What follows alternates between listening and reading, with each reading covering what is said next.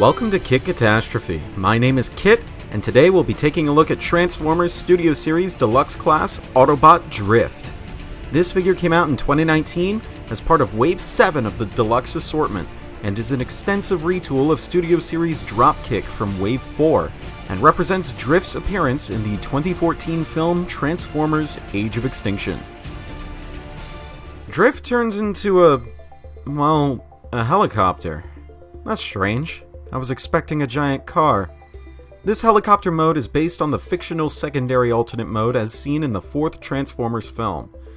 Strange we got this before his more iconic Bugatti Veyron alternate mode, but to be fair, Drift's helicopter form never got much love in any Transformers line prior to this, with our best version until this being... It's striking just how dissimilar he is from the original Dropkick figure. Drift feels far more substantial due to being far wider and rounder, especially in the cockpit. Unfortunately, despite this, Drift shares Dropkick's back heaviness, which is disappointing. If only the landing struts stuck out a bit further backwards, this wouldn't be a problem.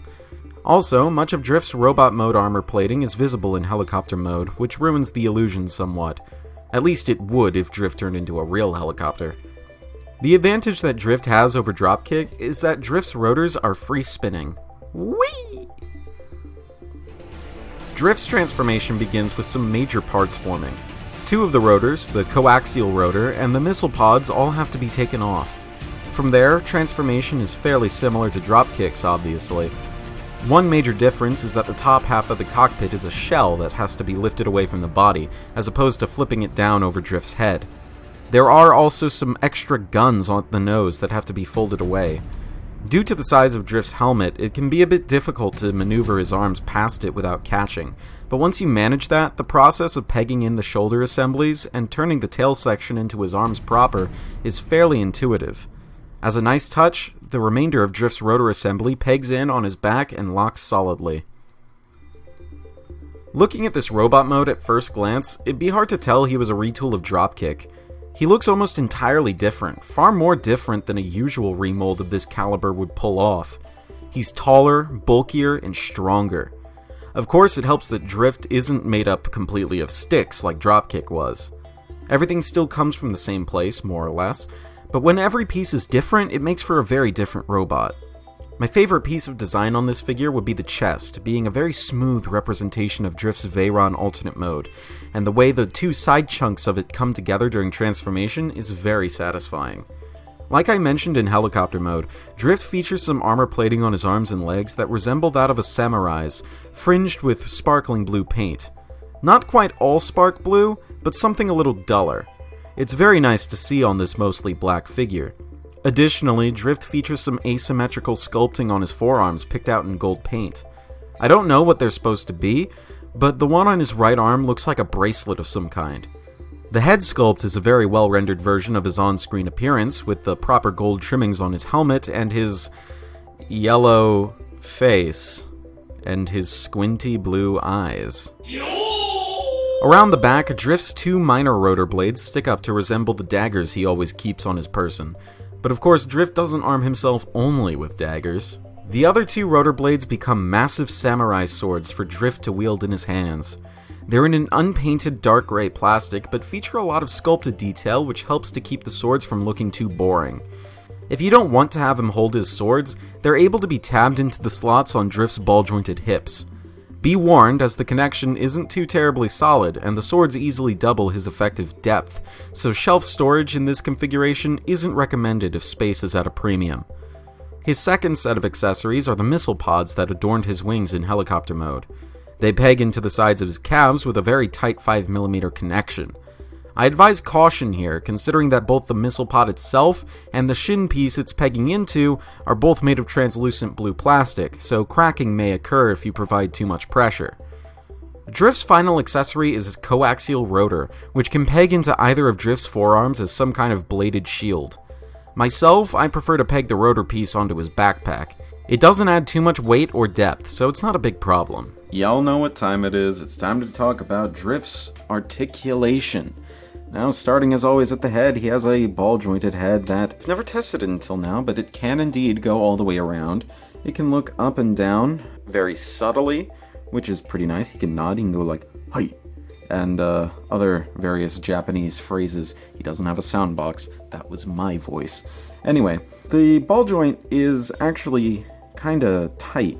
It's pretty tight, and the shape of his helmet is a little painful for the fingers, so do be careful with that. At the shoulders, they have a ball joint that can go all the way out, and it can also act as a sort of reverse butterfly joint, which can be very expressive. Also, there is a hinge joint that allows the arms to move all the way out, so he can T-pose-oo, and he has a bicep swivel that goes all the way around, which is pretty cool, and he has an elbow that goes just over 90 degrees, which is very bueno. He has nothing at the waist, which is a casualty of his transformation scheme. I don't see where they could have possibly cut one. Maybe something right above the hip ball joints, but that would have been a little dicey. As it is, I don't think it's too terrible an omission, but sometimes I do miss it. The hips do go forward and backwards. They don't go backwards all too far because of the cockpit kibble back in the back. Back in the back? Huh. But they do have a very good range. He can almost do the splits, so he can scrape. Actually, he can't scrape his taint on the floor because of the little winglets on the insides of his legs that do prevent him from getting a more natural stance. As it is, he's sculpted for a quite wide-legged stance, which is a little unfortunate, but not the end of the world. He has a thigh swivel just above the knee that goes all the way around. This is partially due to transformation, but it is nice that it is cut there. And his knees can go a little more than 90 degrees, which is also bueno, but these landing struts do get in the way of even further curl, and if you fold them out of the way like I just showed you, they do bump into his taint, which is unfortunate. And that's your lot when it comes to Drift's posability. He doesn't have that many joints numerically, but qualitatively he's very posable and very expressive. So while he's not Siege levels of posable, he is very posable in his own right. Studio Series Drift is a stellar figure, and a serious example as to how different a retool can be.